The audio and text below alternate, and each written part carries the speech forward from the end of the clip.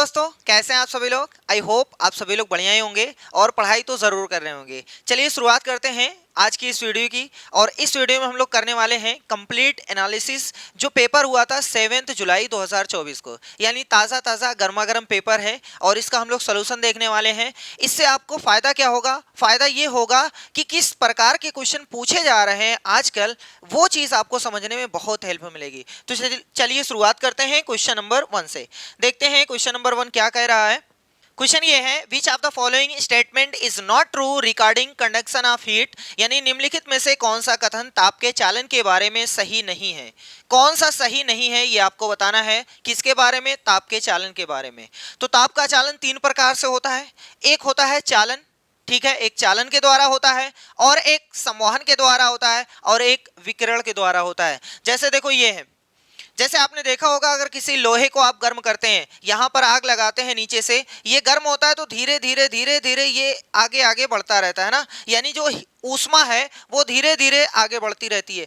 कैसे बढ़ती है, क्यों बढ़ती है? क्योंकि भैया जी, कोई भी जो पदार्थ होता है ना, उसमें छोटे छोटे अणु होते हैं। एक अणु गर्म हुआ ना, तो वो कहेगा भैया पड़ोसी आप भी गर्म हो जाओ, तो हीट ट्रांसफर कर देगा पड़ोसी वाले अणु के पास। वो पड़ोसी वाला अणु जो है बगल वाले को दे देगा। ऐसे धीरे धीरे ऊष्मा जो है आगे बढ़ती रहेगी। सही है। देखो यहाँ आग जल रही है, पहले यहाँ गर्म होगा, सबसे पहले यहाँ गर्म होगा, उसके बाद इसके अणु ट्रांसफर होंगे, ऐसे ऐसे धीरे धीरे धीरे धीरे करके ऐसे आगे बढ़ेगा। समझ में आ रहा है? तो इसको बोलते हैं चालन द्वारा। ठीक है, ये ऊष्मा चल रही है ना, इसका मतलब ये चालन द्वारा हो रहा है।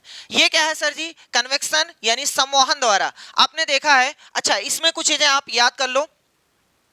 जिस पदार्थ में ऊष्मा चल सकती है उसको बोलते हैं ऊष्मा का चालक। जैसे लोहा है, आयरन है ना, और कॉपर है, एल्युमिनियम है, ये सारी चीजों में ऊष्मा जो है एक जगह से दूसरी जगह चल सकती है, तो इसका मतलब वो लोग ऊष्मा के चालक हैं। और जिसमें ऊष्मा नहीं चल सकती है वो ऊष्मा के कुचालक हैं। जैसे लकड़ी, पेपर, ये सारी चीजें है ना। अब देखो, आपसे छोटा सा क्वेश्चन ये है कि भैया बताओ, पानी और वायु, हवा और जल, ये ऊष्मा के सुचालक हैं कि कुचालक हैं? जल्दी से बताओ। तो आपका आंसर कुछ भी हो सकता है, लेकिन राइट आंसर है ये दोनों जो हैं ऊष्मा के कुचालक हैं। ऊष्मा इसमें चल नहीं सकती है। तो सर जी चलती नहीं है तो कैसे पानी गर्म हो जाता है, हवा गर्म कैसे हो जाती है? हाँ, तो वो होती है संवहन के द्वारा। जैसे आपने एक भदीला रखा, उसमें पानी रखा और नीचे से आग लगा दी, तो नीचे वाले जो पार्टिकल हैं जो तली में बैठे हुए हैं ना, वो पहले हीट हो जाएंगे। वो क्या कहेंगे, जब भैया जी हम गर्म होंगे ना, तो ऊपर तुरंत दौड़ के ऊपर भागेंगे।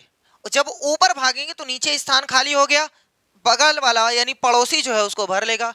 फिर पड़ोसी वाला जब गर्म हो जाएगा ना, फिर ऊपर जाएगा। इसका मतलब ये हुआ कि गर्म करने पर वो ऊपर जाता है और ऊपर वाले पानी नीचे आ जाते हैं।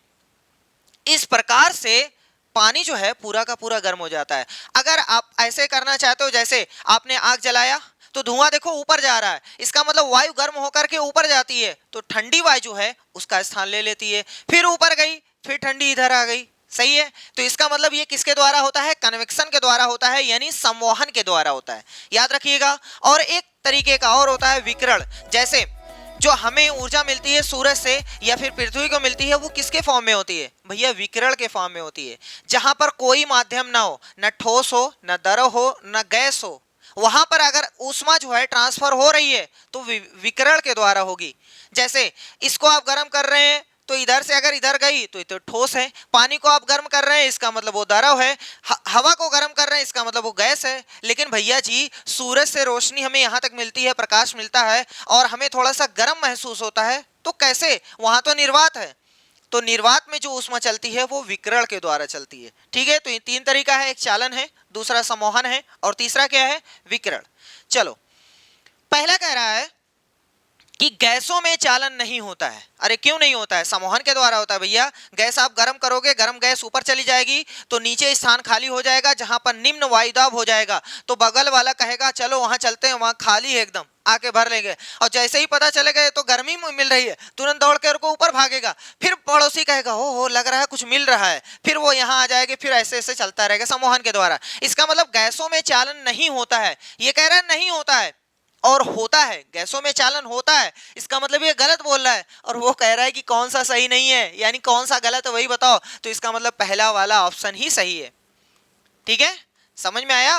गैसों में चालन होता है लेकिन ये कह रहे हैं नहीं होता है, इसका मतलब ये गलत बोल रहे हैं, उसने कहा गलत बताओ, तो यही पहला वाला। ठीक है, बाकी आप दूसरा तीसरा चौथा देख लो। कह रहा है कि सभी पदार्थ ऊष्मा को स्वयं से समान प्रकार से प्रभावित होने की अनुमति नहीं देते हैं। हाँ सही है, जैसे लकड़ी जो है वो कहेगी नहीं भैया हमारे अंदर से ऊष्मा नहीं जा सकती इधर उधर, लोहा कहेगा जाओ आराम से चले जाओ आराम से। सही है, तो बहुत सारे पदार्थ ऐसे हैं जो नहीं जाने देते हैं, बहुत सारे पदार्थ ऐसे हैं जो जाने देते हैं। अब देखो थोड़ा सा, जैसे एक तरफ है लोहा और एक तरफ है वायु, सबसे तेज ऊष्मा किसमें चलेगी?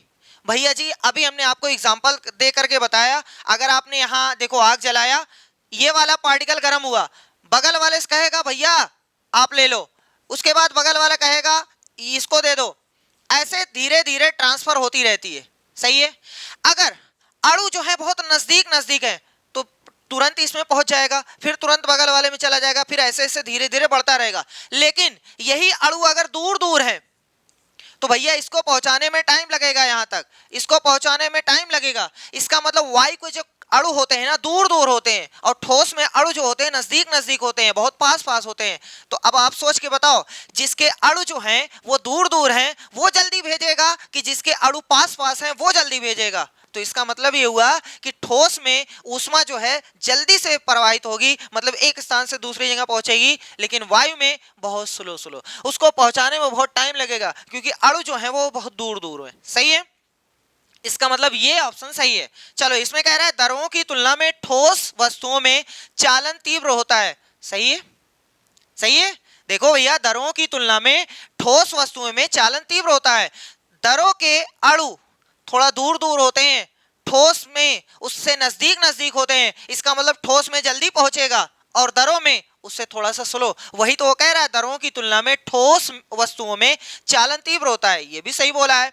आगे, ऊष्मा के प्रवाह के लिए दो वस्तुओं को एक दूसरे के संपर्क में होना चाहिए। हाँ भैया, अगर कोई चीज आप जला रहे हो तो तब तक संपर्क नहीं होगा, तब तक कैसे हो पाएगा ऊष्मा का चलन, है ना? इसका मतलब ये भी सही है। तो बी सी डी ये तीनों सही है, वो पूछा था गलत बताओ, तो पहला वाला सही है। ठीक, चलो नेक्स्ट क्वेश्चन नंबर 2 क्या फरमा रहा है कि which of the following statement is true, निम्नलिखित में से कौन से कथन जो है वो सही है, ये आपको बताना है। देखो कह रहा है कि स्वपरागण केवल द्विलिंगी पुष्पों में होता है। सबसे पहले परागण समझो ये क्या होता है।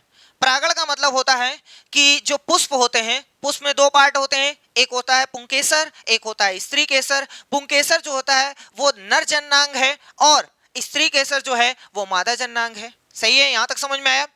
पुंकेसर में एक पार्ट होता है परागकोश, परागकोश में बैठा होता है पराग का कण, वो पराग का कण जाना चाहता है स्त्री केसर के पास, यानी उसके वर्तिकाग्र से होकर जाएगा। वर्तिकाग्र एक नली होती है, उसी में वो जाना चाहता है। ठीक है, जब उसमें चला जाएगा तो संलयन हो जाएगा उसका, यानी निषेचन की क्रिया हो जाएगी। इस पूरे प्रोसेस को परागण बोलते हैं। सही है, समझ में आया? जो परागकण हैं वो वर्तिकाग्र में जाने की क्रिया को, परागकण का वर्तिकाग्र में जाने की क्रिया को परागण बोलते हैं। अब परागण दो प्रकार का होता है, एक होता है स्वपरागण और एक होता है परपरागण। ये क्या होता है? स्वपरागण का मतलब, आराम से सुन लो, इसमें लोगों को बहुत कंफ्यूजन होती है, आराम से सुनिएगा। स्वपरागण एक ऐसा परागण जो एक ही पौधे में हो, जो एक ही पौधे में हो, उसको बोलते हैं स्वपरागण। और अगर एक पौधे का दूसरे पौधे के साथ हो तो उसको बोलते हैं परपरागण। चलो और क्लियर करते हैं। जैसे देखो भैया, एक पौधा है, एक पौधा है, इस पौधे में दो फूल है, एक यहां पर है, एक यहां पर है, एक यहां पर है। अगर एक ऐसा पौधा है, चलो बाद में अभी बताते हैं, पहले ये समझो। अगर यहां से देखो, आराम से देखो, यहां से अगर परागकण निकला और इसी के उसमें चला गया, इसी के स्त्री केसर में चला गया, तो समझ जाइएगा स्वपरागण है। आगे, अगर यहां से परागकण निकला और इसमें चला गया, इसमें चला गया, तब भी ये क्या है? स्वपरागण है। अगर एक पौधे के अंदर परागकण होता है तो उसको बोलते हैं स्वपरागण। अगर यहां से उड़ करके दूसरे पौधे में चला जाए, दूसरे पौधे में चला जाए, तो उसको बोलते हैं परपरागण। जैसे यहां से निकल करके यहां चला गया, परपरागण, या यहां से निकल करके यहां चला गया, परपरागण। सही है, समझ में आया यहां तक? बहुत अच्छी बात है। तो यहां से सिर्फ इतना याद करेंगे कि अगर एक पौधे के अंदर परागण हो रही है, परागण की क्रिया हो रही है, तो उसको बोलते हैं स्वपरागण। वो चाहे एक फूल के अंदर हो या एक फूल से दूसरे फूल में हो, एक पेड़ी है ना, एक ही पौधे के अंदर हो रही है, तो उसको बोलते हैं स्वपरागण। और अगर एक पौधे का कनेक्शन दूसरे वाले पौधे के साथ हो जाए तो समझ जाइएगा भैया ये क्या है, परपरागण। सही है, चलो पहला देखते हैं क्या बोला है। पहला वाला क्या बोल रहा है, कह रहा है कि स्वपरागण केवल द्विलिंगी पुष्पों में होता है। अच्छा, पहले इसको समझने के लिए हमें यह भी समझना है कि द्विलिंगी पुष्प क्या होते हैं, एक लिंगी पुष्प क्या होते हैं। एक ऐसा पौधा, एक ऐसा पुष्प जिसमें या तो स्त्री केसर हो या पुंकेसर हो, एक ऐसा पुष्प जिसमें या तो स्त्री केसर हो या पुंकेसर हो, तो उसको बोलते हैं एक लिंगी। जैसे सरसों का है, खीरा का है, ककड़ी का है, मक्का का है, ये लोग हैं एक लिंगी। और वहीं पर गुलाब है या पिटूनिया है, ये सारी चीजों हैं द्विलिंगी। द्विलिंगी का मतलब एक ही पुष्प में दोनों चीजें होती हैं, स्त्री केसर भी रहेगा, पुंकेसर भी रहेगा, तो उसको बोलते हैं द्विलिंगी। अब देखो थोड़ा सा एक कंफ्यूजन है, उसको भी दूर करो। मान लो ये सरसों का पौधा है, सपोज कर लो कि ये सरसों का पौधा है, तो सरसों का पौधा होने के नाते ये एक लिंगी है। एक लिंगी कहने का मतलब ये है कि सर जी इसके एक पुष्प में या तो स्त्री केसर होगा या तो पुंकेसर होगा। सही है, या तो स्त्री केसर होगा या तो पुंकेसर होगा। लेकिन ऐसा कभी भी नहीं होगा, ऐसा कभी भी नहीं होगा कि इस पूरे पौधे में हर एक पुष्प में सब में स्त्री केसर हो, ऐसा नहीं होता है। हो सकता है पौधा तो एक है, पौधा तो एक है, लेकिन इस वाले पुष्प में हो सकता है स्त्री केसर हो और हो सकता है इस वाले में पुंकेसर हो। तो भैया जी इसका पुंकेसर निकाल करके यहां चला गया तो ये तो स्वपरागण हो गया। सही है, ये याद रखिएगा। ऐसा हो सकता है कि जो पुष्प है, जो पौधा है, वो एक लिंगी है, लेकिन अपने आप में देखो कर लिए, क्योंकि एक लिंगी अगर ये पौधा है, पुष्प है, तो ये जो है ना, एक अगर मान लो स्त्री केसर है, एक में पुंकेसर है और पौधा एक ही है, तो यहां से उड़ करके अगर यहां आ गया तो ये भी स्वपरागण है। तो ये क्या कह रहा है, पहला वाला क्या कह रहा है, देखो कह रहा है कि स्वपरागण केवल द्विलिंगी पुष्पों में होता है। नहीं भैया, एक लिंगी में भी हो सकता है। हो सकता है एक पुष्प में वो पुंकेसर हो, एक पुष्प में स्त्री केसर हो, दोनों मिल गए तो हो गया। सही है। अच्छा, एक किसके द्वारा होता है, ये जल के द्वारा होता है, कीड़े मकोड़ों के द्वारा होता है, वायु के द्वारा होता है। ठीक है, चलो इसका मतलब ये हुआ कि ये गलत है, स्वपरागण केवल द्विलिंगी पुष्पों में होता है। नहीं भैया, एक लिंगी में भी हो सकता है, इसका मतलब ये वाला गलत है। दूसरा, द्विलिंगी पुष्प सो एवं पर परागण प्रकार से पराग कर सकते हैं। सही बात है।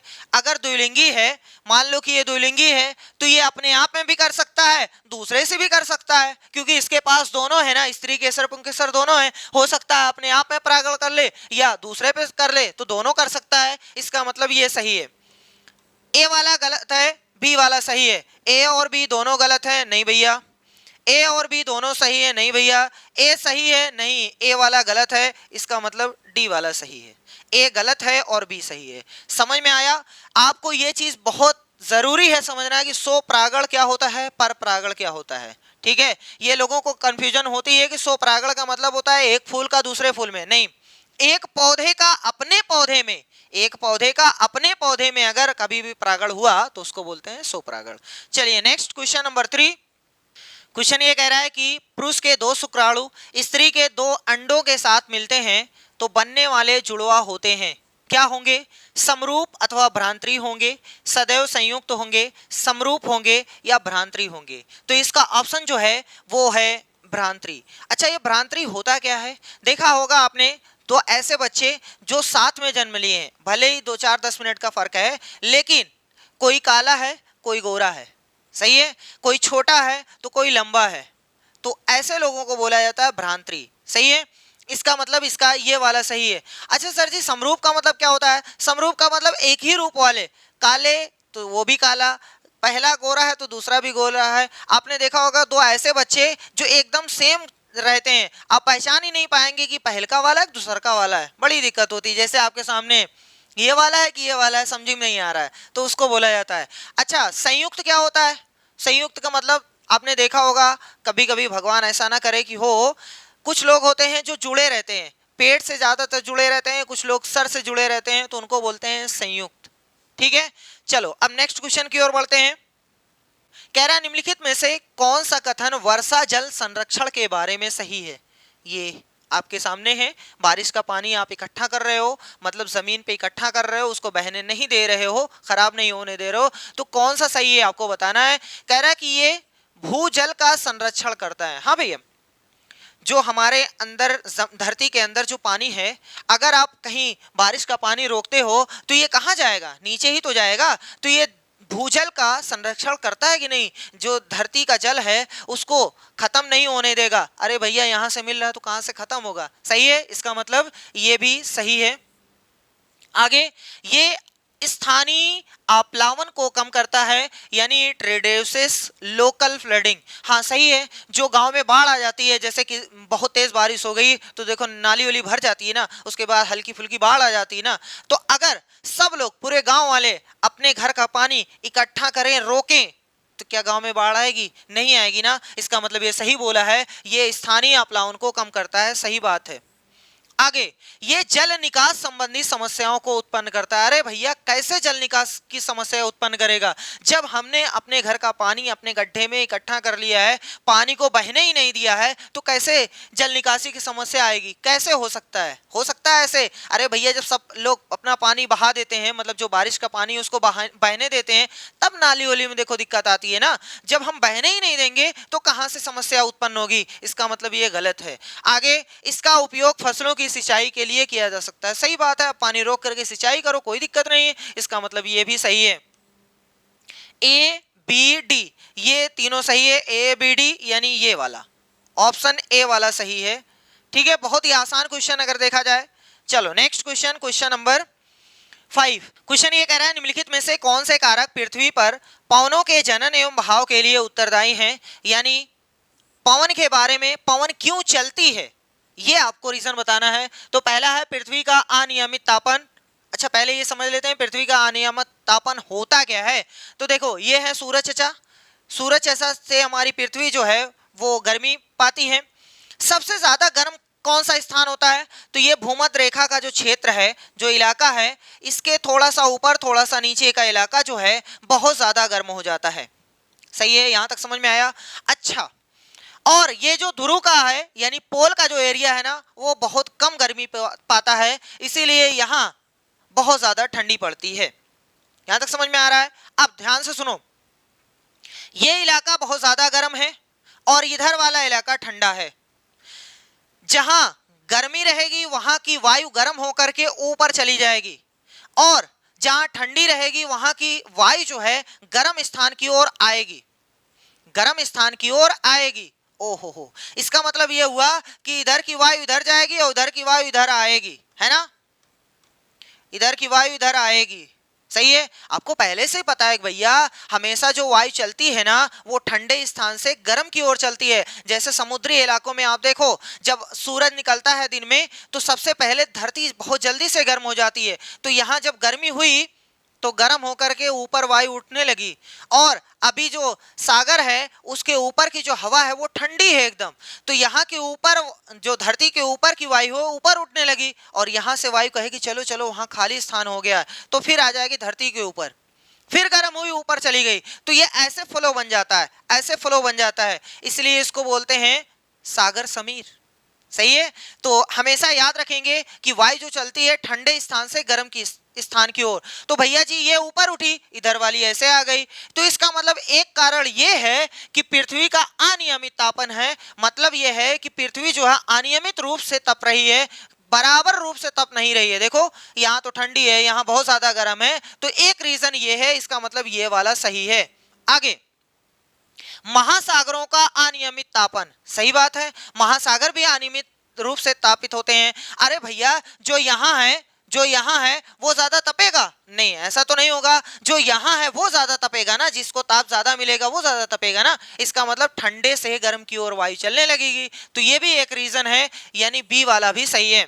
कह रहा है पृथ्वी और सूर्य के बीच की दूरी, नहीं भैया, पृथ्वी और सूर्य के बीच की दूरी थोड़ी ना है, ये एक रीजन थोड़ी ना है। सूर्य चाहे जितनी दूर चला जाए, लेकिन हमेशा गर्मी तो यही ज्यादा पाएगा, ये वाला कम पाएगा। चाहे जितनी दूर चला जाए और चाहे जितनी नजदीक आ जाए, इसी को ज्यादा गर्मी मिलेगी, इसको उससे कम मिलेगी। इसका मतलब ये अनियमित रूप से तपेगी। सही है, इसका मतलब ये वाला गलत है। आगे बोला है पृथ्वी पर गुरुत्वाकर्षण बल, ऐसा थोड़ी ना भैया, इसकी वजह से थोड़ी ना हवा चलती है। इसका मतलब ये भी गलत है। तो कौन सा सही है?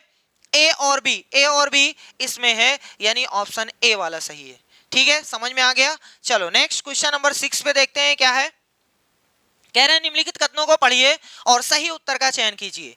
पहला बोला है एजर्सन है, एक तापदीप्त बल्ब जो है उसका जो पुतंतु है यानी तंतु टंगस्टन का बना होता है। सही बात है। जो आपका ये जो बल्ब है, इसमें ये जो लगा हुआ है ना, ये जो जल रहा है, जो उजाला करता है, हो सकता है आपके घर में ये वाला बल्ब अब ना आता हो, लेकिन इसमें जो धातु लगाई जाती थी वो टंगस्टन की लगाई जाती थी। ये सही है, ये एजर्सन जो है वो सही बोला है।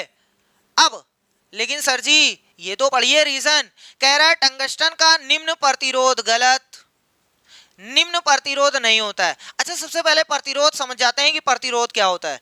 प्रतिरोध नाम से ही पता चल रहा है, जो धारा को अवरोध करे, यानी अवरोधित करे, यानी उसको रोके, उसको बहने से रोके।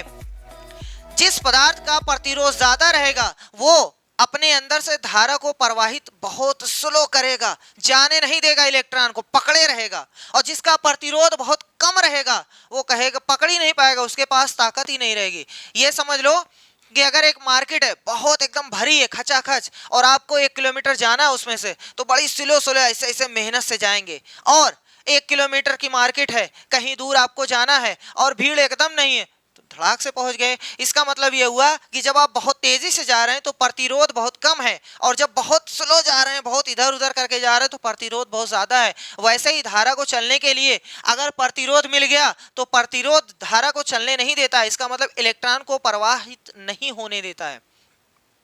टंगस्टन का जो प्रतिरोध होता है ना बहुत ज्यादा होता है, बहुत ज्यादा होता है। अच्छा सर क्यों ज्यादा होता है? क्योंकि भैया जी अगर ये बल्ब है, ये बल्ब है, मान लो कि इसका तंतु ऐसे लगा हुआ है, इसमें से इलेक्ट्रॉन बहुत तेजी से ऐसे से बह गए, तो जितनी तेज बहेंगे, जितनी तेज बहेंगे उतना वोल्ट खर्चा होगा और उतनी बिजली आएगी।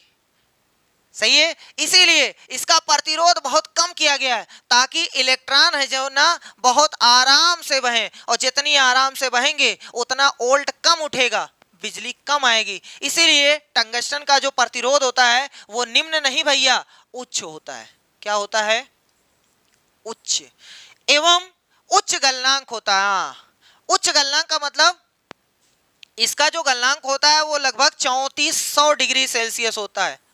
इसका टंगस्टन का, इसको 3400 डिग्री सेल्सियस तक अगर ये गर्म किया जाएगा, तब ये टंगस्टन की जो धातु है ना वो पिघलेगी, गल जाएगी। लेकिन 1700 तो मान लो ये आंख बंद करके, 1700 डिग्री सेल्सियस ना, ये तो आंख बंद करके कहेगी लाओ लाओ कुछ नहीं होगा हमें 17, हम 3400 पर पिघलेंगे। सही है, तो ये चीज है। इसका उच्च गलनांक तो होता है लेकिन निम्न प्रतिरोध नहीं होता है, उच्च प्रतिरोध होता है। इसका मतलब ये रीजन जो है वो इसने गलत दिया है। तो ए सही है, आर गलत है। ए सही है और आर गलत है। हाँ, यही वाला सही है, ऑप्शन ए सही है। सही है, समझ में आ रहा है? ए सही है और आर गलत है। चलो नेक्स्ट क्वेश्चन नंबर 7। ओहो हो, ये मनुष्य है भैया। निम्नलिखित में से क्या मानव परिसंचारी प्रणाली तंत्र को वर्णित करेगा? ऑप्शन है संविरित यानी क्लोज्ड, सिंगल सर्कुलेशन।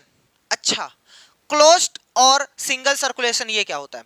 देखो, क्लोज का मतलब होता है कि जो हमारे अंदर जो ब्लड है वो बह रहा है वो क्लोज है। इसका मतलब ये हुआ कि जो धमनी है वो खून ले जा रही है और फिर सिराओं से वापस चला रहा है, पूरी शरीर में फैल नहीं जा रहा है, निकल के बह नहीं रहा है, नसों से बह नहीं रहा है, सिर्फ नसों में है, धमनियों या सिराओं में है, वो बह नहीं रहा है, इसीलिए उसको बोला जाएगा क्लोज, संवरित। लेकिन जितने एकल कोशिकीय होते हैं, अमीबा है, ये सारी चीजें हैं ना, जितने एकल कोशिकीय होते हैं उसमें ब्लड बाहर बहता है एकदम। उनके पास ये जो धमनी और सिरा नहीं होती है वो ले जाते फैला देते हैं तो उनको बोलते हैं ओपन। लेकिन हमारी बॉडी में तो ऐसा नहीं है। हमारी बॉडी में जो ब्लड है वो या तो धमनी में है या तो शिराओं में। सही है। इसका मतलब हमारा जो सर्कुलेटरी सिस्टम है वो संवृत्त है, ये विवृत्त नहीं है। ये दोनों गलत। सिंगल और डबल क्या होता है? देखो, जैसे हमारे शरीर में जो ब्लड घूम रहा है वो अपने हार्ट से 2 बार मिलता है। कैसे सर जी? तो देखो, जब हमने सांस अंदर लिया तो यहां ब्लड से मिली ऑक्सीजन, वो ऑक्सीजन ले करके पहले हार्ट में जाएगा। ठीक है, एक बार मिलन हुआ, उसके बाद हार्ट कहेगा हाँ पूरे शरीर में फैला दो। धमनी को ऑर्डर दिया जाएगा भैया पूरी शरीर में फैला दो, तो पूरी शरीर में फैला देगी। उसके बाद सिरे में वापस आकर के फिर से कहाँ आएगा? हार्ट में आएगा। फिर से कहाँ आएगा? हार्ट में। एक बार जा रहा था तब भी हार्ट से, वापस आ रहा है तब भी हार्ट में। हार्ट कहेगा भैया अब इसको पहुंचा दो वहां तक। कहाँ तक? फेफड़े तक, फुफ्फुस तक जाए, बाहर निकल जाए, इसके में जो कार्बन डाइऑक्साइड वो बाहर निकल जाए। तो एक बार जाते वक्त हृदय से मिली, फिर वापस आते वक्त हृदय से मिली, तो 2 बार हुआ, डबल हुआ। सही है। इसके लिए इसका क्या हो गया? डबल सर्कुलेशन हो गया, यानी संवृत्त और द्विक संचारी। ये ऑप्शन बी वाला सही है। अब क्वेश्चन ये उठता है क्या एकल संचारी किसी का होता है? हाँ भैया, मछली का। उनका सिर्फ ब्लड जाता है, वापस आता ही नहीं है। सिर्फ एक ही बार मिलते हैं वो लोग अपने हार्ट से, तो इसलिए मछली में जो है एकल संचारी होता है। सही है, समझ में आ गया? बी। देखो भैया ये सब पूरा देखो जैसे जाल बिछा हुआ है। चलिए नेक्स्ट क्वेश्चन नंबर 8 कह रहे एक वस्तु को जब द्रव ए में डाला जाता है तब द्रव के बाहर अपने आयतन के 1/4 भाग के साथ तैरती है। अच्छा, जैसे ये कोई वस्तु है, इसके 4 हिस्से कर लो, 1/4 भाग के साथ तैरती है अपने आयतन के 1/4। 1/4 का मतलब एक हिस्सा बाहर, मतलब ये पूरा पानी है। समझ में आया? ठीक है। आगे कह रहा है तथा जब द्रव बी में डाला जाता है तब वो द्रव के बाहर अपने आयतन का 3/4 भाग के साथ तैरती है। ये द्रव ए में है, अगर इसी वस्तु को द्रव बी में डाला गया तो ये कह रही है कि बाहर जो है वो 3/4, यानी 4 हिस्से में 3 हिस्सा बाहर है, यानी पानी यहां है, पानी यहां है। सही है, समझ में आ रहा है? अब देखो, इसका 3 हिस्सा डूबा है, एक हिस्सा बाहर है, और इसका 3 हिस्सा बाहर है, एक हिस्सा डूबा हुआ है। अब कोई चीज इसके अंदर कब डूबती है? अरे भैया वस्तु तो वही है, अब इसके सांद्रण के ऊपर निर्भर करेगा, इसके घनत्व के ऊपर निर्भर करेगा। जितनी जगह रहेगी, जैसे इसमें अगर 2 लोगों की जगह है तो 2 ही लोग आएंगे ना, और अगर इसमें 3 लोगों की जगह है तो 3 लोग आएंगे, मतलब जितनी जगह रहेगी उतना ही अंदर आएंगे। सही है। अगर इसमें ज्यादा लोग हैं तो जगह कम है, अगर इसमें ज्यादा लोग भरे हैं तो जगह कम बचेगी, और अगर कम लोग भरे हैं तो ज्यादा जगह बचेगी। अब यहाँ ये वाला देखो बहुत अंदर है, ये अंदर ज्यादा है, इसका मतलब जगह ज्यादा थी, तो इसमें जो भरे हुए लोग कम थे। अरे भैया इसमें कम लोग रहे होंगे तभी तो ये ज्यादा अंदर आया है। इसका मतलब ये हुआ कि इसके थोड़े से प्लेस में कम लोग थे तभी ये अंदर घुस गया, और इसमें जा ही नहीं पा रहा है, इसका मतलब इसमें ऑलरेडी फुल है, इसमें बहुत ज्यादा लोग बैठे हुए हैं तभी तो जगह कम है, ये अंदर जा ही नहीं पा रहा है। अब यहाँ से दूसरी चीज ये समझना है कि इसके अणु जो है बहुत दूर दूर है और इसके अणु बहुत नजदीक नजदीक हैं। इसका मतलब ये हुआ कि इसका घनत्व तो कम है, ये घना कम है और ये घना ज्यादा है, तो ए वाला घनत्व जो है वो कम है और बी वाले का घनत्व ज्यादा है। अरे भैया इसके ऑलरेडी पहले से बैठे हुए हैं, तुम्हें तो कम ही जगह देगा, इसके पास खाली है तो आओ भैया चले आओ। सही है, चलो पहला देखते हैं। कह रहा है द्रव बी का घनत्व ए के घनत्व से अधिक है। हो सही, एकदम 101% बात। बी वाले के पास घनत्व ज्यादा है, इसमें कम है, तो कह रहा है द्रव बी का घनत्व ए के घनत्व से अधिक है। 100% सही बोला है ए वाला। और बी वाला देखते हैं। उपरयुक्त सूचना के आधार पर द्रवों के घनत्वों की तुलना नहीं की जा सकती। अरे भैया हमने तो कर दिया, इसका मतलब ये गलत है। आगे बोला है द्रव ए का घनत्व द्रव बी के घनत्व से अधिक है। नहीं भैया, ए वाला अधिक नहीं है, ये वाला कम है, इसका मतलब ये भी।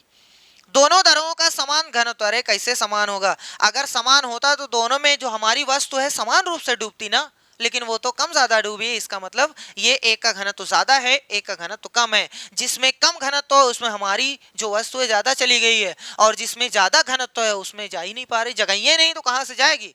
चलो क्वेश्चन नंबर 9 कह रहा है निम्नलिखित कथनों को पढ़िए और सही उत्तर का चुनाव कीजिए। ठीक है, चुनाव नहीं हो रहा है भैया, यहाँ चुनाव ना हो गया। ठीक है, देखो कह रहा है कि थल प्राणियों की तुलना में जलीय प्राणियों की शोषण दर धीमी होती है। अरे भैया, थल प्राणी यानी जो जमीन पर रहने वाले हैं, और जलीय प्राणी यानी जो जल में रहने वाले हैं, जल वालों की जो शोषण दर है वो धीमी होती है। नहीं, देखो शोषण हम लोग क्यों करते हैं, ताकि हमारे अंदर ऑक्सीजन आए। बाहर वायुमंडल में जो ऑक्सीजन है वो ज्यादा है किसकी तुलना में, जो जल में ऑक्सीजन है। जल में जो ऑक्सीजन घुली हुई है ना वो बहुत कम है, और बाहर वायुमंडल में जो ऑक्सीजन है ना वो 21% है, वो ज्यादा है। सही है, यहां तक समझ में आया।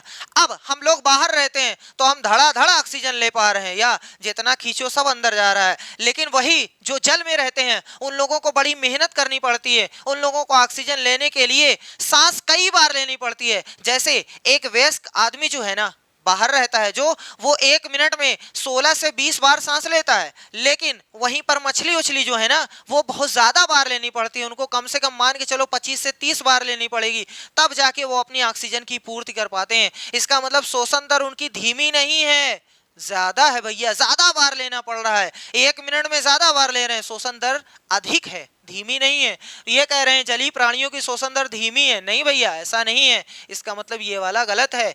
थोड़ा इसमें देखते हैं, जल में घुली हुई ऑक्सीजन की उच्च मात्रा, ओहो, जल में घुली हुई ऑक्सीजन की उच्च मात्रा होती है, नहीं भैया कम मात्रा होती है, तभी तो उनको अपनी जो शोषण दर है वो तेज करनी पड़ती है। उच्च मात्रा जलीय प्राणियों की शोषण दर को प्रभावित करती। पहली बात तो उच्च मात्रा है ये नहीं है, यही गलत हो गया। सही है, इसका मतलब दोनों गलत है भैया। तुलना में जलीय प्राणियों की शोषण दर जो होती है वो धीमी होती है। ओहो, नहीं भैया ये भी गलत है, और ये भी गलत है। तो कौन सा हो जाएगा, हाँ ये बी वाला, ए आर दोनों गलत है, यानी बी वाला सही है। कौन सा, बी वाला। ठीक है, चलिए नेक्स्ट क्वेश्चन की ओर बढ़ते हैं। क्वेश्चन नंबर 10, ये क्वेश्चन कह रहा है कि अभिकथन है सिनेमा हॉल और संगीत समारोह हॉल की छतें सामान्यतः वक्रित होती हैं। देखो ये वक्र के साथ बना हुआ है, कहीं पर ऐसे झुका रहता है। क्यों झुकाया जाता है, ताकि जो जो ध्वनि निकल रही है ना वो इससे टकरा करके सबके कान में डायरेक्ट घुस जाए। इधर से टकराए यहाँ आ जाए, यहाँ से टकराए यहाँ आ जाए, ऐसे ऐसे टकरा करके, ठीक है, सबके पास बराबर मात्रा में पहुंचे। नहीं तो भैया जी यहाँ वाला ज्यादा सुनेगा, यहाँ वाला तो कहेगा का कहे हैं, तो बड़ी दिक्कत हो जाएगी, है ना। इसलिए इसको ऐसा बनाया जाता है ताकि जो ध्वनि है वो टकरा टकरा के सबके बराबर बराबर मात्रा में बढ़ जाए। ठीक है, और कभी कभी ऐसा होता है कि ना हाल में जो आवाज है वो गूंजने लगती है, तो उसके लिए नीचे जो है ना कारपेट बिछाया जाता है, ताकि यहाँ से ध्वनि का परावर्तन ना हो, ध्वनि का परावर्तन रुक जाए और यहाँ से टकराने के बाद ध्वनि ना कहीं जाए। ठीक है, तो ऐसा होता है। चलिए देखते हैं क्या कह रहा है, सिनेमा हॉल और संगीत समारोह हॉल की छतें सामान्यतः वक्रित होती हैं, सही बात है। दूसरा, एक वक्रित सतह से टकराने के पश्चात ध्वनि तरंगे सभी दिशाओं में परावर्तित हो जाती हैं, सही है ये भी। इसका मतलब ए और आर दोनों सही है, ए सही है परंतु आर गलत है, नहीं भैया तुम ही गलत हो। ए और आर दोनों गलत है, नहीं भैया तुम भी गलत हो। ए और आर दोनों सही है तथा आर ए की सही व्याख्या है, ये सही है। ठीक है, चलो भैया नेक्स्ट क्वेश्चन नंबर 11 कह रहा है एक कार में ऑडोमीटर मापता है। देखो ये कार है, ये जो बताता है ना वो स्पीडोमीटर है, वो स्पीड बताता है कि आपकी स्पीड कितनी है। लेकिन ये जो बना हुआ है इसको बोलते हैं ऑडोमीटर। ऑडोमीटर हमें यह बताता है कि हम कितनी दूर पहुंचे हैं, मतलब कितना किलोमीटर हमारी गाड़ी चली है।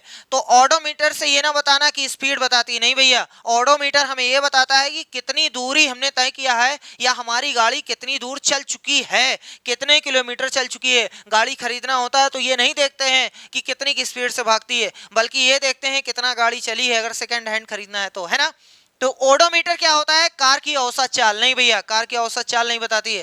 कार का त्वरण, अरे नहीं भैया, कार द्वारा तय की गई दूरी, हाँ ये सही है। कार ने कुल कितनी दूरी तय की है ये बताता है। कार की तात्कालिक चाल नहीं भैया, कार की तात्कालिक चाल ये है, ये बताता है स्पीडोमीटर। ठीक, चलो नेक्स्ट क्वेश्चन नंबर 12। कह रहे हैं निम्नलिखित सारणी में दी गई सूचना के आधार पर दर्पणों की पहचान कीजिए। ठीक है, दर्पण है, ये दर्पण ए बी सी डी क्या हो सकते हैं, आराम से देखो।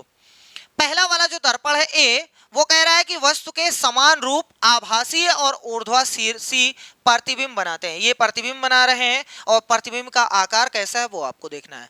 इधर जो है वो आपके सामने है, ये दर्पण ए का नाम, उसके बारे में बताया जा रहा है कि इसका जो प्रतिबिंब है वस्तु के समान रूप बनता है, वस्तु के समान रूप और आभासी बनता है और ऊर्ध्वाधर मतलब सीधा बनता है। ऊर्ध्वाधर का मतलब सीधा बनता है, जैसे हमारा सिर ऊपर है वैसे ही बनेगा। ठीक है, पलट करके नहीं बनता है।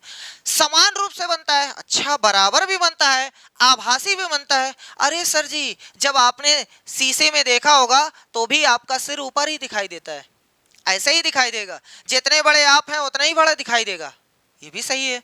और आभासी है मतलब उसको पर्दे पे नहीं प्राप्त किया जा सकता है, इसका मतलब ये समतल दर्पण की बात कर रहा है। और आगे बोल रहा है कि वस्तु के समान रूप, देख लो, इसका मतलब ये समतल दर्पण की बात कर रहा है। अब देखते हैं ए वाले में प्लेन मिरर, वही ऑप्शन सही होगा। ए वाले में प्लेन मिरर है, ए वाले में कॉनकेव है, नहीं भैया, ए वाले में प्लेन है और डी वाले में गलत है।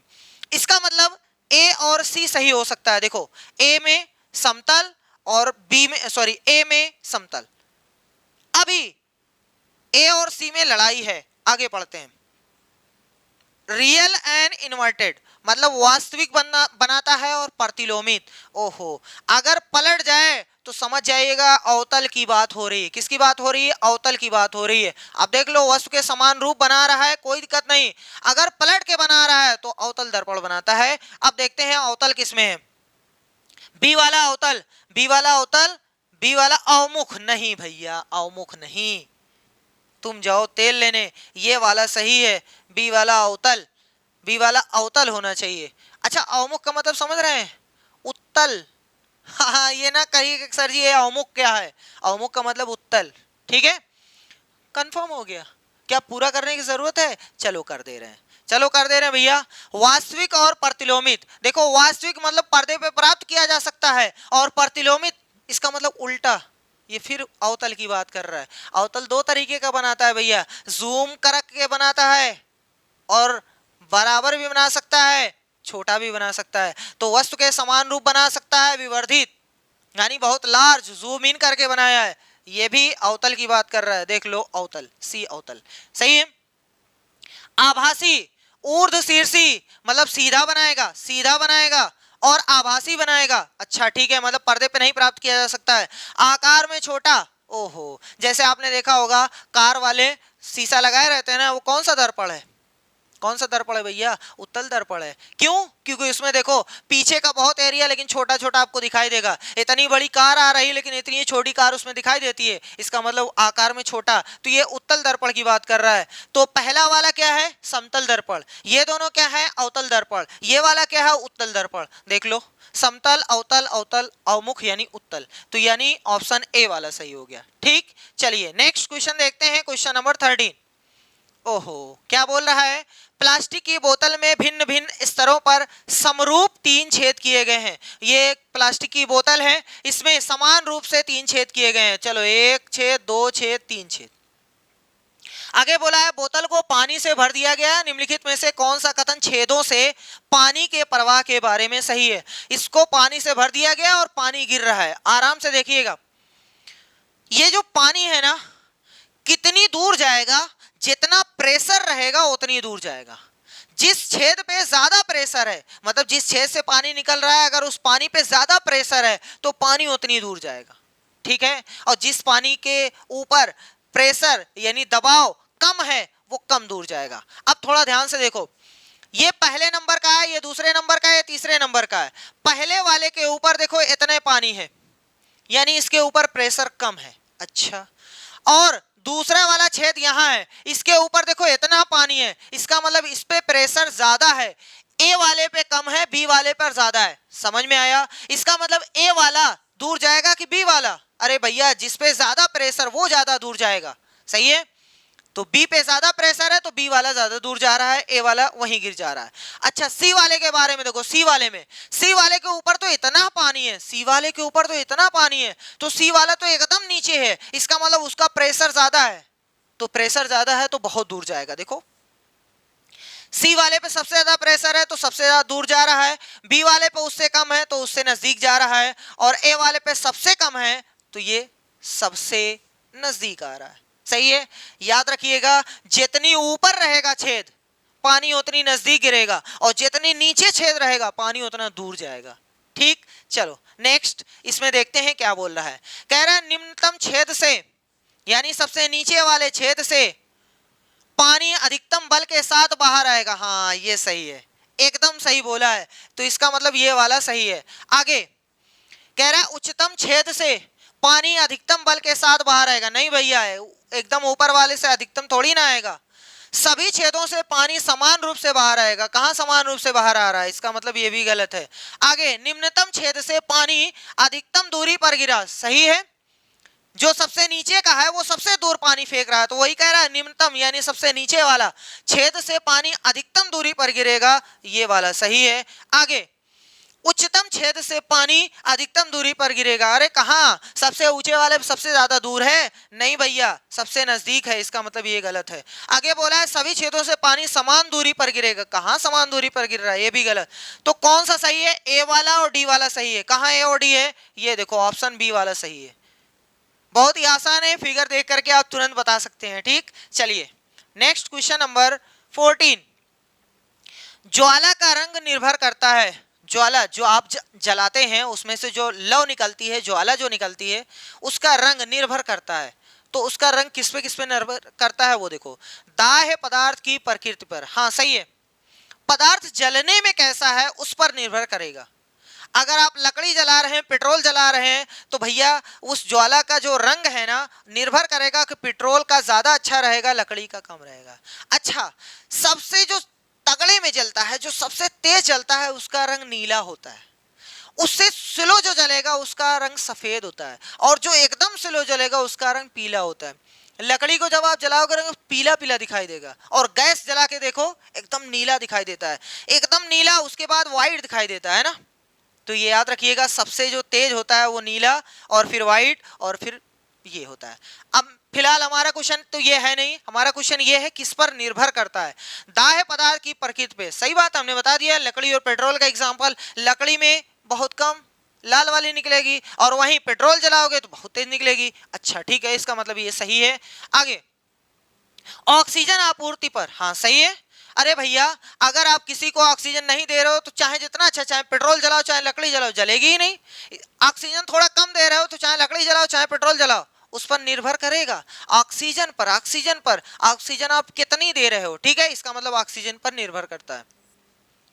आसपास के तापमान पर नहीं, आसपास के तापमान जो है वो जलने की क्रिया को प्रभावित करेंगे। हो सकता है जले या हो सकता है ना जले, इस क्रिया को प्रभावित करेंगे, लेकिन अगर वो जल गया तो उसके कलर को प्रभावित नहीं कर सकते हैं। ठीक है, ज्वाला के रंग के बारे में बात हो रही है, ज्वलन की क्रिया के बारे में नहीं हो रही है कि कोई चीज हम जला रहे हैं ठंडी है तो नहीं जल रहा है, उससे हमें लेना देना नहीं है। कोई चीज जल गया तो उसका कलर कैसा है इस बात की निर्भरता की चेकिंग हो रही है। ठीक है, इसका मतलब आसपास के तापमान पर निर्भर नहीं करता है, ज्वाला का रंग नहीं, ज्वलन की क्रिया निर्भर करती है इस पे।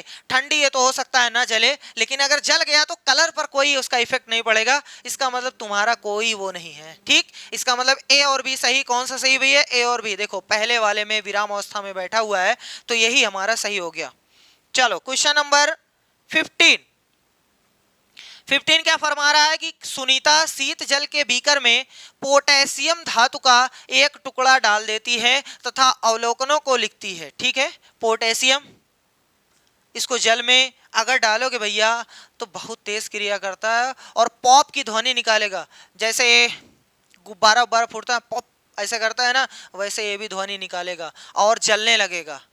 ठीक है, तो अब देखते हैं। अच्छा, वो जो पॉप की ध्वनि आती है क्यों आती है? वो हाइड्रोजन गैस होती है, हाइड्रोजन गैस। चलो देखते हैं इसको। Which of the following observation is not correct? कौन सा ऐसा है जो करेक्ट नहीं है, करेक्ट नहीं है, सही नहीं है। निम्नलिखित में से कौन सा अवलोकन सही नहीं है, ये बताना है। ठीक है, चलो देखो। हाइड्रोजन गैस विकसित होती है, अभी भी बता दिए कि जब डालोगे तो पॉप की ध्वनि आएगी, तो वो क्या है? हाइड्रोजन गैस, यानी हाइड्रोजन गैस निकल रही है। तो इसका मतलब ये सही बोला है, सही है।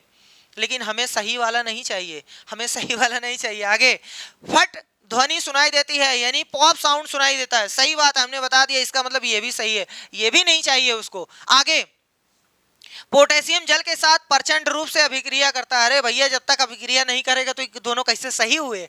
तो इसका मतलब पहले तो अभिक्रिया ही किया, तभी तो ये दोनों सही हुए। तो ये बाद में क्या है बोल रहे हो? इसका मतलब ये भी सही ही है। ठीक, आगे, ये ऊष्मा शोषी अभिक्रिया है। ओहो, इसको ऊष्मा चाहिए कि ऊष्मा खुद दे रहा है? अरे भैया, ये ऊष्मा खुद ही दे रहा है। अरे जल रहा है तो ऊष्मा दे रहा है ना। इसका मतलब ऊष्मा शोषी नहीं है, ऊष्मा छेपी है। ठीक, एंडोथर्मिक, एक्सोथर्मिक है ये, एंडोथर्मिक नहीं है। ठीक है, इसका मतलब ये ऊष्मा शोषी अभिक्रिया है। गलत भैया, ऊष्मा छेपी अभिक्रिया है। देखो, हमें छेप छेप दे रहा है, ले नहीं रहा है हमसे। इसका मतलब यही गलत है, यही वाला आंसर। ये तो गलत का है, निशान लगा रहा है। गलत तो इधर लगाओ ना सर जी, ये गलत बोला है, ये गलत बोला है। इसका मतलब यही वो पूछ रहा था, ऑप्शन डी वाला।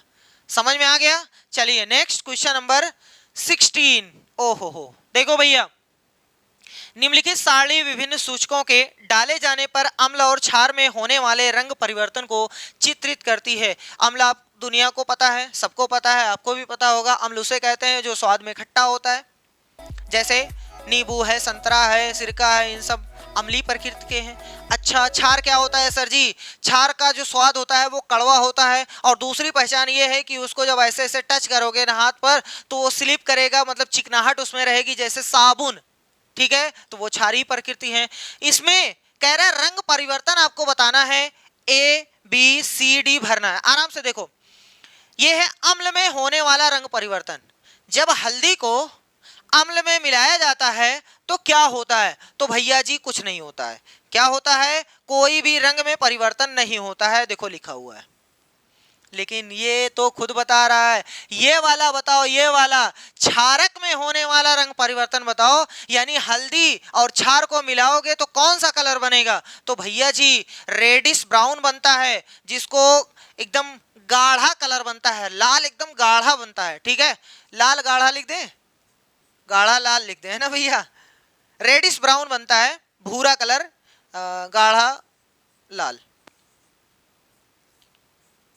अब इसका एग्जाम्पल एकदम अच्छा सा, कभी कभी अगर आपके जैसे टी शर्ट पे जो व्हाइट हो, उसमें अगर हल्दी का दाग लग गया है, हल्दी का दाग लग जाए, और उसको सब जब आप साबुन से धुलेंगे ना तो छूटेगा नहीं, वो क्या हो जाएगा? एकदम यही कलर हो जाएगा, गाढ़ा लाल। फिर कहेंगे सर जी हम तो छोड़ा रहे थे, ये क्या हो गया? तो भैया जी उस पे क्या लगी थी? हल्दी, और आपने साबुन लगा दिया उस पे। साबुन क्या है? क्षार।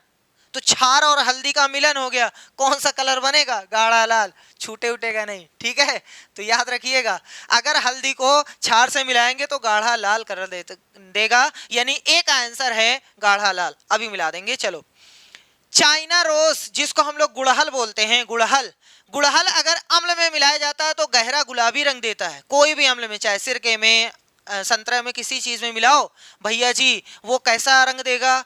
गहरा गुलाबी। लेकिन अगर क्षार में मिलाओगे तब तब देता है हरा रंग, हरा रंग डाला है ना। तो ए का आंसर गाढ़ा लाल, बी का हरा। आगे है फिनोप्थलीन। अगर फिनोप्थलीन को अम्ल में मिलाओगे ना तो कोई कलर नहीं देगा, कोई भी कलर नहीं देगा। लेकिन अगर क्षार में मिलाओगे ना तो वो गुलाबी कलर का हो जाता है। तो यहाँ पर अच्छा, क्षार वाला तो खुद ही बता रहा है गुलाबी कलर का हो जाता है। इसमें रंगहीन, कोई कलर नहीं देगा भैया, रंगहीन, रंगहीन, कोई कलर नहीं है। अब यह है मेथिल ऑरेंज। मेथिल ऑरेंज को अगर अगर अम्ल में मिलाओगे तब क्या बनेगा? तो ऑरेंज कलर का हो जाता है, नारंगी कलर का हो जाता है। लेकिन अगर क्षार में मिलाओगे तब फिर से वो गुलाबी बन जाएगा। दिया है? ओहो हो, वो तो दिया हुआ है। ये बताओ, ये तो ऑरेंज यानी नारंगी, चाहे जो लिख दो भैया, नारंगी या ऑरेंज, आपको समझना है ऑरेंज। लो, इसका मतलब ए का गाढ़ा लाल जिसको भूरा बोल सकते हो और रेडिश ब्राउन, बी हरा है, सी रंगहीन है, डी नारंगी है। ढूंढ लो आप अपने हिसाब से, सब कुछ सही हो जाना चाहिए। देखो पहला रेडिश ब्राउन, पिंक नहीं भैया, हरा चाहिए, ग्रीन चाहिए, इसका मतलब ये गलत। आगे येलो है, ऑरेंज है, हटाओ भैया। रेडिश ब्राउन, ग्रीन, कलरलेस, रंगहीन, ऑरेंज, हाँ ये वाला सही है, सी वाला। देख लो, रक्ताब भूरा यानी एकदम भूरे कलर का जो कि एकदम लाल रहेगा, लाल सुर्ख। हरा देख लो दिखाई दे रहा है, रंगहीन। ऑरेंज नारंगी।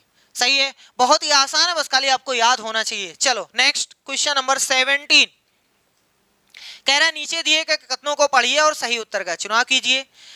पहला है प्रकाश संश्लेषण ऊष्मा शोषी अभिक्रिया है। सही है भैया, ऊष्मा का शोषण करती है, ऊष्मा को खा जाती है, ऊष्मा ले लेती है। प्रकाश संश्लेषण की क्रिया तभी होती है जब उसमें सूर्य का प्रकाश मिलेगा।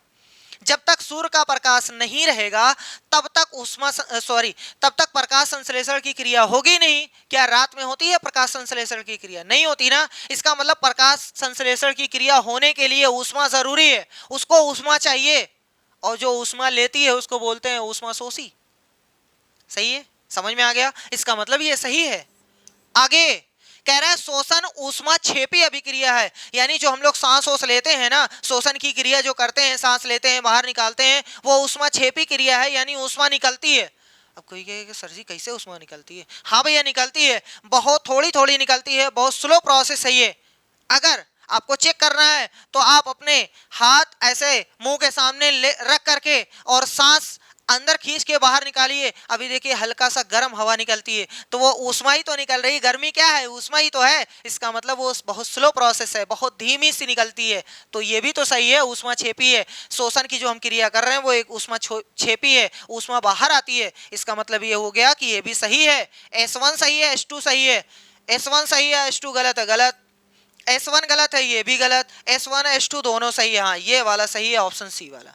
ठीक, बहुत ही आसान है भैया, याद कर लीजिएगा। क्वेश्चन नंबर 18 कह रहा है ए का परमाणु क्रमांक 13 है। अच्छा, किसका परमाणु क्रमांक 13 है? तो सबको पता है एल्युमिनियम का, फिलहाल ये नहीं जानना है, उसको बोला गया है ए। ठीक, तथा बी का परमाणु क्रमांक 17 है। सभी को पता है क्लोरीन का होता है 17, लेकिन वो नहीं बोला गया, बस खाली बी बोला गया उसका। ठीक है, ए और बी से निर्मित यौगिक का रासायनिक सूत्र हो सकता है। बड़ी दिक्कत है, सबसे पहले इसका इलेक्ट्रॉनिक विन्यास आना चाहिए। तो ए कितना है भैया? ए का परमाणु क्रमांक 13 है। 13 को कैसे लिखते हैं? 2 8 3। इसका 17 है, 2 8 7, 8 2 10 7 17, 8 2 10 3 13। अब ध्यान से देखना सर जी, इसके 3 इलेक्ट्रॉन फालतू घूम रहे हैं और इसको 1 इलेक्ट्रॉन चाहिए 8 का कोष कंप्लीट करने के लिए। अरे भैया ये सब पता है ना, ये सब पता है ना, 1 इलेक्ट्रॉन का मुंह ऊपर 1 का नीचे, ऐसे पता है ना। खैर उतनी अंदर मत जाओ, कोई दिक्कत नहीं है, आप ऐसे भी समझ सकते हैं। देखो इसके पास 3 इलेक्ट्रॉन फालतू हैं, इसके पास 1 इलेक्ट्रॉन की कमी है। इसको 1 इलेक्ट्रॉन चाहिए और इसको 3 इलेक्ट्रॉन देना है, मतलब एक्स्ट्रा है। तो कैसे बैलेंस करना है? ए बी से बैलेंस कैसे करना है? देखो ए के पास 3 इलेक्ट्रॉन फालतू हैं, इसका तीनों खपाना है और ये कह रहा है हमें सिर्फ 1 इलेक्ट्रॉन चाहिए। तो अगर हम एक बार लिखते हैं इसके पास 3 इलेक्ट्रॉन है, इसके पास 1 चाहिए, तो 3 में से 1 निकल गया, अभी भी इसके पास 2 इलेक्ट्रॉन एक्स्ट्रा है। तो इसके पास जो 2 इलेक्ट्रॉन अभी भी बच रहे हैं उसके लिए 1 भी और लगा दो। जैसे ही 1 भी और लगाओगे तो 1 इलेक्ट्रॉन और कम हो गया। अरे बी में 1 इलेक्ट्रॉन की जरूरत है तो 1 इलेक्ट्रॉन इससे ले लेगा। सर जी इसके पास 3 इलेक्ट्रॉन था फालतू में, 1 भी आपने लगाए 1 इलेक्ट्रॉन कम हुआ, 1 भी आपने और लगाया तो 1 इलेक्ट्रॉन और कम हुआ, 1 भी हम और ठोक देते हैं तो 1 इलेक्ट्रॉन और कम हो गया। इसका मतलब 3 भी मिलकर के 3 इलेक्ट्रॉन इसका खा जाएंगे। तो ये भी बैलेंस, ये भी बैलेंस, इसी चीज को लिखा जाएगा AB3। AB3, बी जो है इसको 1 इलेक्ट्रॉन चाहिए था तो हमने 3 बार बी लिख दिया तो तीनों इलेक्ट्रॉन इसका खा गया। तो AB3 कौन सा सही है? ये वाला नहीं, ये वाला नहीं, ये वाला सही भैया। समझ में आ गया, बहुत ही आसान है। चलिए क्वेश्चन नंबर 19 देखते हैं, क्या है। निम्नलिखित कथनों को पढ़िए और सही उत्तर का चुनाव कीजिए। कह रहा है, क्या है भैया, हाँ, ये अनुशंसित है कि अम्ल को तनु बनाने के लिए जल में अम्ल डाला जाना चाहिए, ना कि अम्ल में जल। फिर से सुनो, यह अनुशंसित है मतलब ये आपसे अनुशंसा की जाती है, या आपको परामर्श दिया जाता है, या आपको सलाह दी जाती है कि आप ऐसा करिए, अम्ल को तनु अगर आपको बनाना है, कोई भी अम्ल है उसको तनु है तो पानी मिलाकर के बनाया जाता है। कोई भी बहुत तगड़ा अम्ल है, जैसे सिरका अगर गाढ़ा है तो बहुत खट्टा लगेगा, है ना, उसमें पानी मिला दोगे थोड़ा खटास जो है वो कम हो जाएगी, तो उसको तनु बोलते हैं, जिसमें पानी की मात्रा ज्यादा हो। तो कैसे क्या करेंगे, ये कह रहा है कि अगर अम्ल को तनु बनाना है तो जल में अम्ल डाला जाना चाहिए। जल ले लो, उसमें अम्ल मिलाओ, ठीक है, ये करना सही है, ना कि अम्ल में जल। ये अगर अम्ल में जल आप मिलाओगे तो भैया जी ये जो है ना ऊष्मा छेपी अभिक्रिया है, इसमें से ऊष्मा निकलेगी, बहुत ज्यादा हो सकता है आपका हाथ या कोई भी स्किन जल सकती है। तो इसीलिए आपको सलाह दी जाती है कि हमेशा अगर आप अम्ल को तनु बनाना चाहते हैं, कोई भी बहुत तगड़ा है, प्रबल अम्ल है, उसको तनु यानी डाइल्यूटेड बनाना चाहते हैं, तो हमेशा जल में अम्ल को डालिए, ठीक है, ना कि अम्ल में जल को डालिए। जैसे ही जल डालेंगे थोड़ा सा ब्लास्ट होने की दिक्कत हो जाएगी, ठीक है, तो ये सही है, ये सही है, ठीक है। आगे, अम्ल का मंदन यानी तनुकरण जो आप पानी मिला रहे हैं करना उच्च रूप से ऊष्मा छेपी अभिक्रिया है। अभी अभी बता दिए हैं भैया जी, बहुत तगड़ी ऊष्मा निकलती है उसमें से, तो आप घायल होने का चांस बहुत ज्यादा है, इसलिए ये भी सही है। ए और आर दोनों सही है। ये कह रहा है सही परंतु आर गलत है। ओहो, यहां से देखो ए गायब हो गया। ए सही परंतु आर गलत, नहीं भैया गलत, दोनों गलत। ए और आर दोनों सही है तथा आर ए की सही व्याख्या, हाँ ये वाला सही है, ठीक है, दोनों सही है और व्याख्या भी एकदम सही है। चलिए लास्ट क्वेश्चन देखते हैं।